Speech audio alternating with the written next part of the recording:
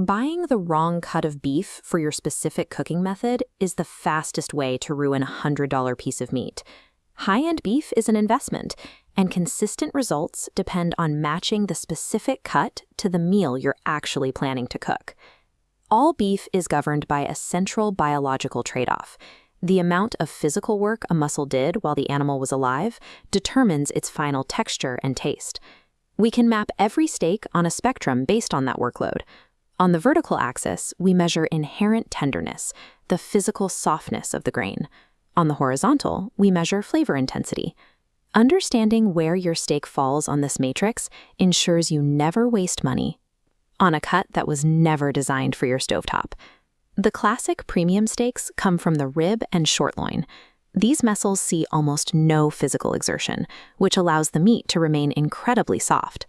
The ribeye and the New York strip score high for both flavor and tenderness. The ribeye earns its reputation through heavy intramuscular marbling, while the stripe offers a tighter, more structured bite with a defined fat cap. These cuts require a specific trade-off: high-heat pan-searing. You must use enough heat to render that dense fat without overcooking the interior meat.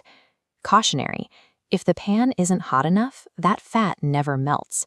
You're left with a chewy, unrendered texture that ruins the point of a premium cut. Provided you manage that high heat, these steaks offer a forgiving, flavor-first experience. At the far edge of the tenderness scale is the tenderloin, or filet mignon. This muscle bears virtually no weight during the animal's life.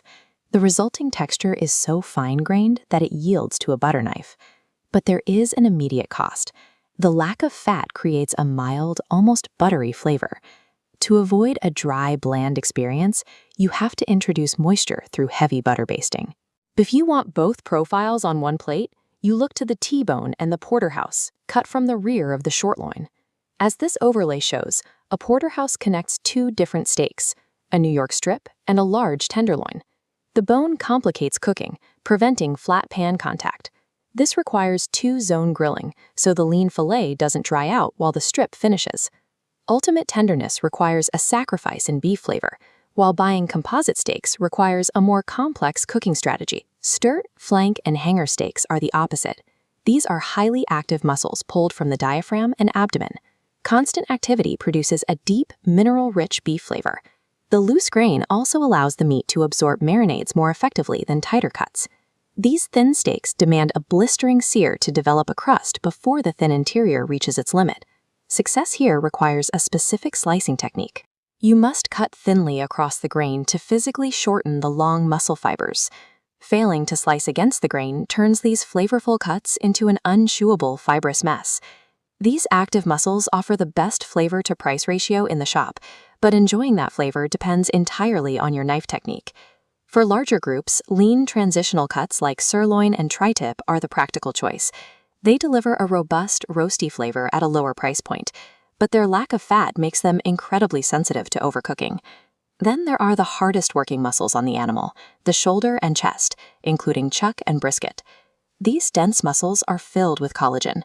To make them tender, you have to use low, slow heat to melt that connective tissue into rich gelatin. Achieving this texture requires a major time investment, often 12 hours or more, and specialized equipment like a smoker. The toughest cuts produce the most savory, economical meals, but that time requirement means they are never a quick dinner option.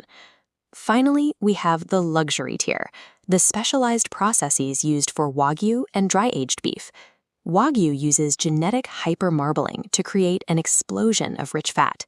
It's so intense that most people can only consume it in small portions. Dry aging relies on an enzymatic process.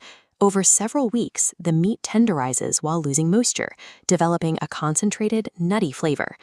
This commands a premium price because the weight lost to evaporation and the trimming of the outer crust directly increases the final cost per pound.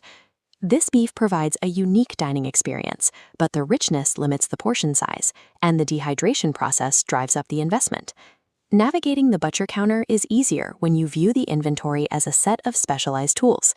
Use this scorecard to match your budget and your cooking method to the right cut. If you prioritize luxury mouthfeel and ultimate softness, stick to filet mignon or Wagyu.